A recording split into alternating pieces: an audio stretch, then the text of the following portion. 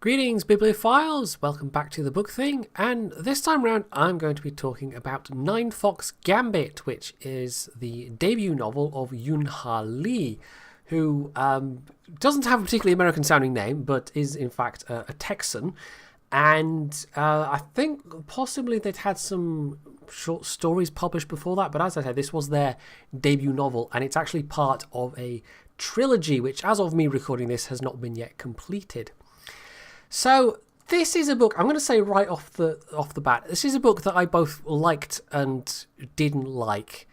And it's actually harder for me to articulate the not liking part. And I'm not, like, it's not that I think it's a bad book, but it's a book where there are bits I liked and there are bits I didn't like. And as I said, the bits I didn't like, it's just something overall about it that just slightly rubbed me the wrong way. And I think it's partly it's the setting. I think partly it's some of the concepts that he puts in, and partly it's the story itself and how it ends up being. And it is part of a trilogy, and there are, I think, a fair few trilogies where it's kind of hard to just judge a book that's part of that trilogy on its own, but some trilogies are more tightly knit than others. I mean, one of the books I've actually read since this is The Honourable Schoolboy. That's going to be in a separate, video / podcast at some point. But that itself is the middle part of the trilogy of Smiley books that Le Carre wrote, except it's quite a loose trilogy. You can read any one of them by themselves. And actually, as a trilogy, as one of the, a little sneak preview of what I'm going to say is you could basically skip The Honourable Schoolboy and just read the two bookends. And it's fine. You get quite a decent story that way. And The Honourable Schoolboy itself tells, fills in some gaps, but as an actual story on its own, not that interesting. So maybe, if I go and read the middle book, Raven's Stratagem, it'll fill in some gaps for me. It'll make more sense. It'll give me more background about the universe that this is set in. But just based on reading Ninefox Gambit itself, it's just, I don't know. It's left me dissatisfied, even though I enjoyed reading it and actually read through it really quite quickly. Because the prose itself is pretty good. The actual writing is, it's incredibly readable, despite the fact that it does throw a bunch of stuff at you that you have to then get your head around a bit. Now that's, as I've said, that's kind of one of the things I almost didn't like, and it heavily ties into the universe that he has imagined here. And the trilogy, I should say, is called Machineries of Empire, so it's all set in this big future space empire. And, well, reading it, I got heavy echoes of the Warhammer 40k universe, except a little bit less grimdark, I guess, if one would use that term, knowing that it has kind of implications of not just, grim and dark, but also a slightly kind of parodied view of things. It doesn't particularly make sense as an actual universe. It's almost a kind of like a self-knowing parody of, oh, it's so grim and it's so dark. And I'm probably explaining this badly, but anyway. But it does certainly share a few similarities, because our protagonist, who is Kel Cheris, she is a military officer, and she is a military officer that's a part of this civilization, I guess we'll call it, this human polity that is not very nice. This place is not a very nice place to live, this particular space empire. And it's kind of implied at various points that there are other political entities that they know of, and possibly even alien species, but it's not very clear on that point at all. That's one of the things where I'm thinking maybe it was left deliberately vague, because there are references to outside powers, but we don't get any detail whatsoever. So yeah, it does have heavy echoes of the human Imperium, where everything is very, very tightly controlled. And although it's not quite the same kind of setting, the whole idea of how this particular political entity is set up is, well, if I say it's through like religious control and religious indoctrination, you might think, oh, okay, that's not very interesting. Except there's an extra layer of stuff on top of that. How the technology of this empire functions is partly related to all the religious stuff, all the rituals and the belief system, if that's even the appropriate phrase. So it's, I don't know, he throws a bunch of stuff in there, and it took me a little while to get my head around it. But the thing is, though, once you do kind of get your head around it, you realise that there isn't any particular explanation within the book for all this stuff, this somehow technology that relates to all these rituals and like the calendar of observances in particular. It's basically like a religious calendar where they've got feast days and sacrifice days because they actually have human sacrifices. Have I mentioned this is not a very nice place to live? But there's no there's no attempt at an explanation as to how this ties into how the technology works. It's kind of all thrown at you. And really, it might as well be magic. I think that's one of the things that I kind of didn't like, was that he might as well have just said, hey, it's magic. And yeah, okay, a lot of sci-fi does do things where it basically is magic, whether it be faster than light travel or other things. But in this case, it might as well literally have just been, hey, these people have discovered magic, because it seems to effectively be the same thing, kind of. There's a bit of structure to it that's explained, but the reason why it works is never explained. It's just presented as is, which in some ways is probably not a terrible idea, just to not try and tie yourself up in knots when you're coming up with something like that, just to not come up with technobabble, basically, because even if you do come up with technobabble, it's still just going to be essentially made up nonsense trying to sound like you know what you mean. There are very few sci-fi authors that have written books that have any kind of like particular solid grounding in actual science, even if they then kind of extend that. I mean, Stephen Baxter's written one or two, and there's probably at least one other author I'm thinking of. Is it Greg Bear or somebody that also has like a physics degree or something like that? I can't remember. And then, of course, there's Arthur C. Clarke as another obvious example. So you do sometimes get authors that will extrapolate from existing actual technology and science and do interesting things with that knowledge. But in this case, no, it is just somebody making something up out of whole cloth, more or less. And yeah, it might as well be magic. So I think that was one of the things that bugged me. There wasn't even really an attempt at explanation to like, even by analogy, put it in a way that the reader might understand. It was just presented, here is this, universe, and somehow there's this magic stuff that makes all the technology work, and that's that. So, okay. So, but it was fine, though. I mean, it bugged me slightly, but really, it's fine. And I think that was just me. So, I mean, vaguely, I'm not going into too much detail. The plot is basically, they're in this big pseudo-religious military empire called the Hexarchate, because it's kind of split up into 6 different castes, which almost function as their own states, kind of.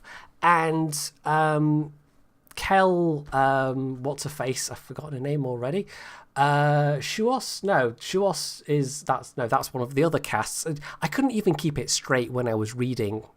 There's not like this. It would have been really useful if there'd been a little like cast of characters or a little thing at the end saying, this particular cast is this particular thing, and because they all have different focuses. So there's the Kel, who are like the military cast, and then there's the Shuos, who are like the kind of spy / secret police cast, and then you've got other ones who are kind of like the religious cast, who make sure that all the heretics are rooted out and taken care of. But they all kind of, interconnect and work together. And so Kel Cheris, who is of the military caste, ends up working for and with, I'm trying really not to give away too many spoilers or anything, but with essentially the ghost, kind of the preserved ghost of a general who was imprisoned many centuries past for something that they did, and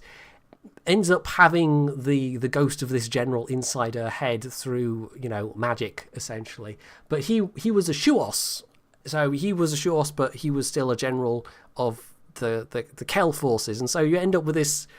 Like each of the factions has their own militaries, and each of the factions has their own kind of like spy services and things. So they're all kind of like their own states in that particular way. And I guess this is just me, another point of me just wanting more information about how this universe works, because clearly it's all been figured out. He's obviously got his own little something somewhere of this is how it all fits together. It's just not really at any point laid out in the book. But I don't know, sometimes you can get away with that. Sometimes you can just kind of layer up the information and introduce it to people a piece at a time until they build up the picture themselves.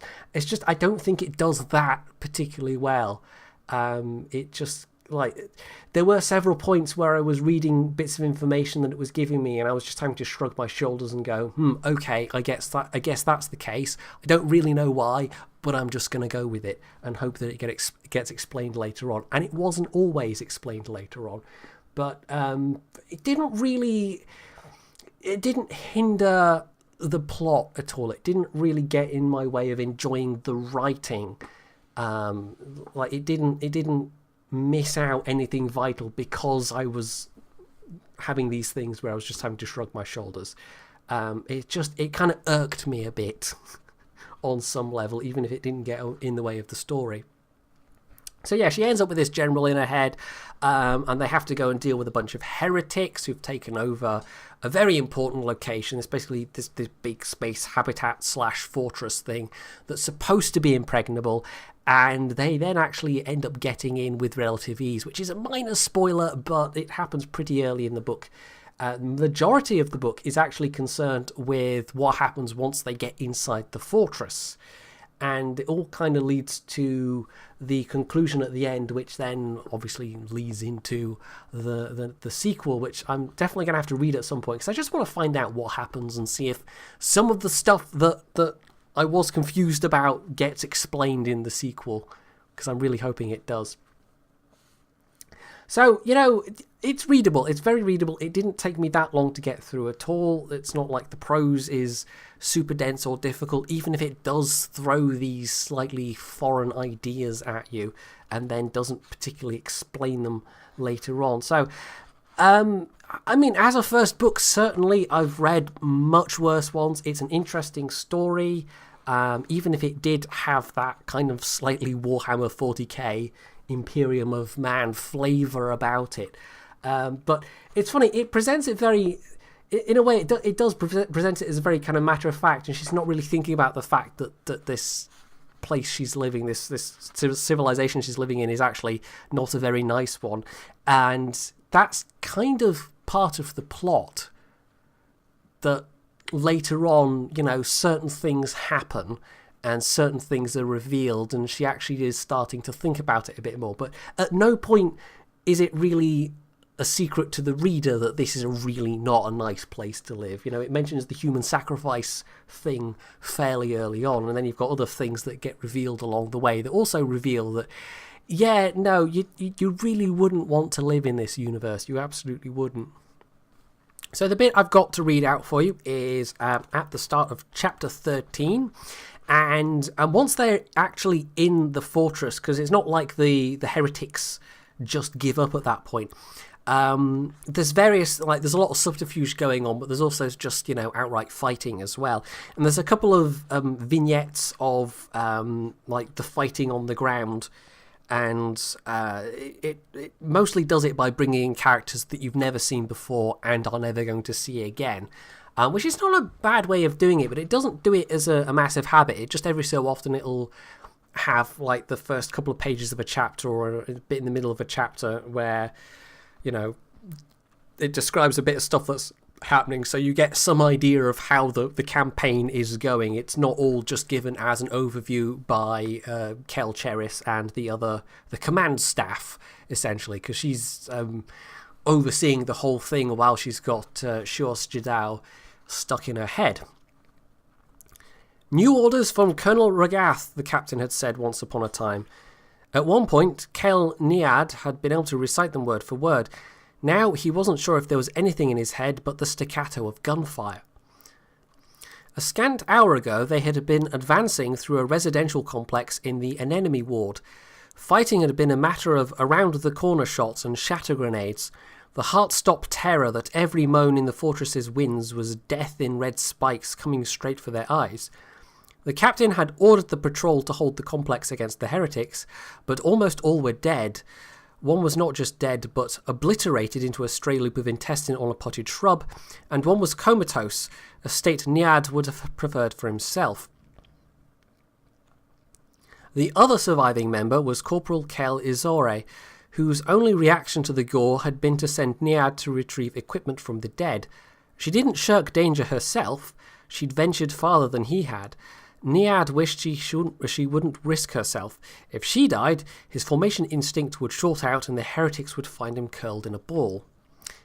I should probably insert a little note here saying formation instinct is one of the things that he throws in, and it's kind of like, well, it's sort of what it sounds like. Like they have this I don't know exactly what it's meant to be, but I'm going to guess like some kind of post-hypnotic instruction set or something like that. But it's partly that, partly military drilling, and it's through these formations that they partly derive their offensive and defensive power. It somehow shields them, but also gives them the ability to move in and attack, and it's all very like, it's one of these things that's just never quite explained. It's just presented.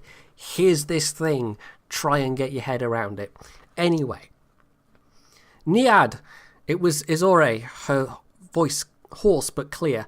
Hey soldier, you awake? The shouts and thuds and clatter of ricochets seemed farther away than before, but sound travelled strangely in the fortress.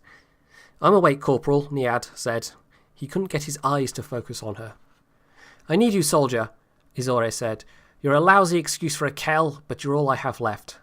The insult, basic as it was, kept his attention. Thing is, Izore said, drawing lines into the shrapnel and shredded metal weave with her toe, to cut us off from our company, they should either be coming in through this branch or branch 7113. I have no idea what the fuck our general is up to, but neither side has seen fit to blow up the ward with us still in it, which is good. But we have to take the fortress so the Vidona can get to work, which means getting our asses out of this fucking complex so we can be useful. Niad stared at her. The only thing is, Izore said, do we go straight towards the corpse fuckers or cut ourselves a shortcut? Niad was alarmed. Izore was only a corporal, and the captain had been quite specific that they had to hold this miserable complex until they received orders otherwise. We're quite a pair, aren't we? Izore said as she continued to draw a map with her toe. It was surprisingly good, especially if you ignored the streaky marks left by skull splinters and the accompanying shreds of brain. Dregs spit up by personnel because they needed more warm bodies. Niad wished the corporal would stop philosophizing and just give a fucking order already. We have the same problem. Now Izore was kneeling and using gristle to diagram a perimeter. Her expression showed nothing but contempt for the situation. You jump? She banged the nearest wall. The noise was horrifyingly loud, and it took Niad a full 3 seconds to stop scrabbling for cover.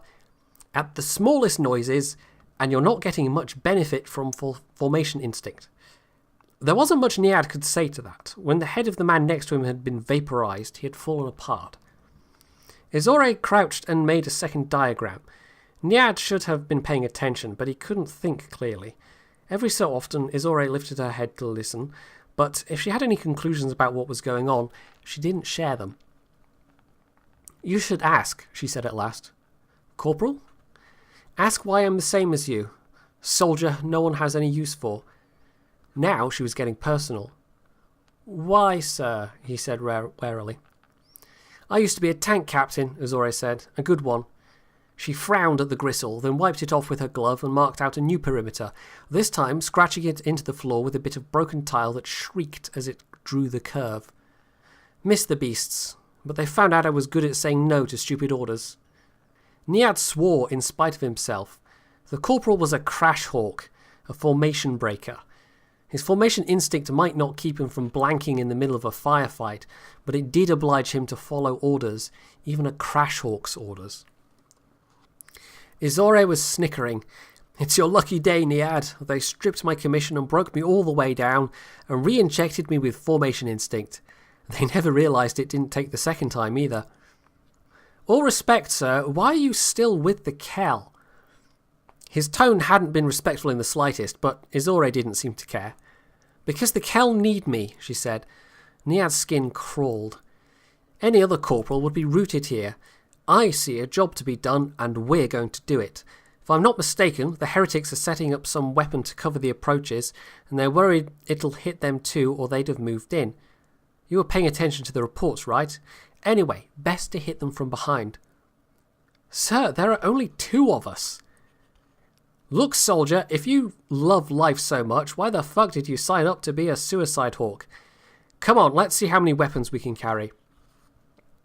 Nirai didn't feel sanguine about the number of grenades he was loaded down with. On the other hand, Azore was a crack shot, and if anyone was going to be the beast of burden, it was him. Azore knew exactly where they were going, even if she was crazy. They entered residences of necessity. This was the one ward built high fashion. In order to get anywhere in the hive segments, you went through people's homes and offices, rooms nestled up to each other like cells, and only the occasional corridor, more to transport goods than people.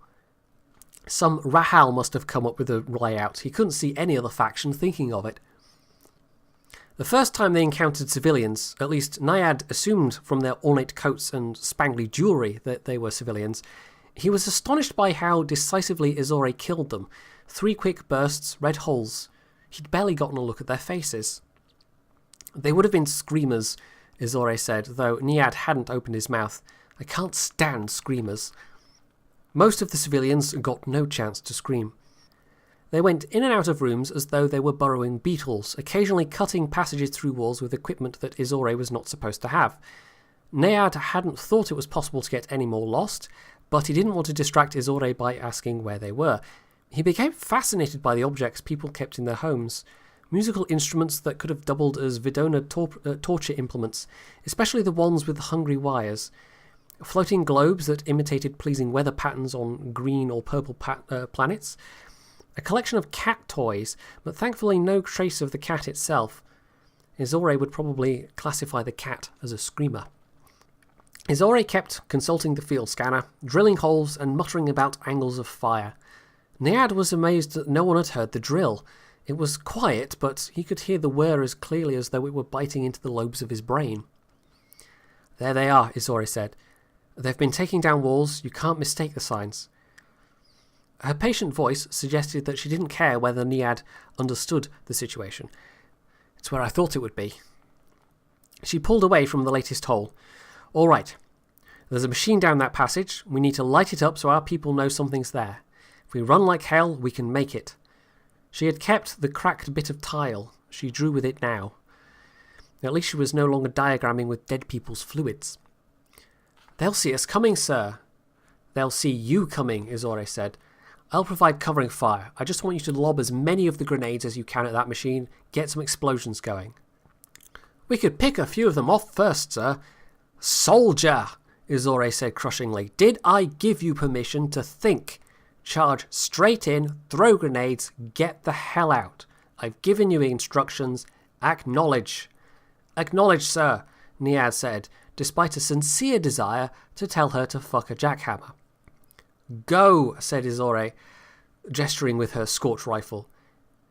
Niad was already having trouble with his peripheral vision. He kept having to swing his head from side to side to check his surroundings.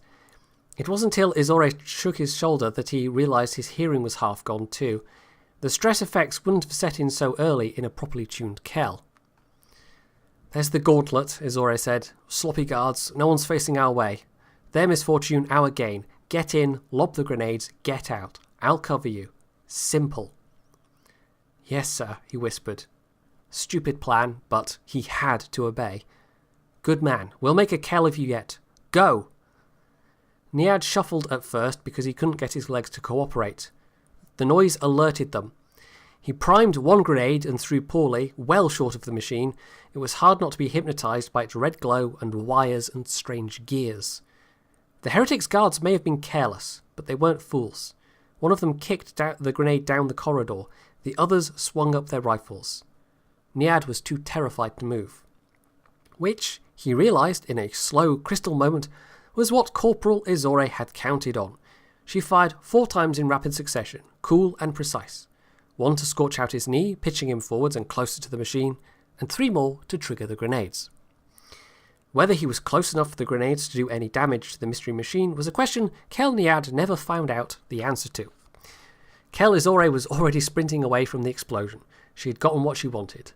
Now it was time to rejoin the Kel and show them what they needed to do. So yeah, there wasn't really any plot happening there, but it gives you some flavour of what the fighting is like once it gets to that point. Because the whole thing is just straight up military sci-fi, and it does go a little bit philosophical in places, but there's quite a lot of fighting and more fighting and ingenious, horrible sounding weapons. In fact, there's actually quite a lot of ingenious, horrible sounding weapons. That's quite a big cornerstone of this book. So, yeah, I don't know, it's interesting sci-fi, but it's very, I think maybe that military focus, that might be one of the other reasons why I kind of liked it and didn't like it at the same time. It's not really a genre that I particularly go for, but then I'm struggling to think if I've read anything else that would really properly qualify as military sci-fi. I don't know. Anyway, so yeah, it's interesting, and I think it's a pretty decent book, but I mean, I've already gone over the reasons that kind of the things that irked me about it as well. So it wasn't exactly a completely wonderful experience, but it was still a good book, and I shall certainly be reading the sequel or sequels once the third one is published, because that one's not out yet. Revenant Gun, apparently it's going to be called. So that was Ninefox Gambit by Yoon Ha Lee, and if you've read it yourself, or you've read even the sequel, you can maybe tell me a little bit about it in the comments below. Otherwise, you can hit that like button if you enjoyed the video. You can sub to my channel if you haven't already, and as always, stay tuned for more.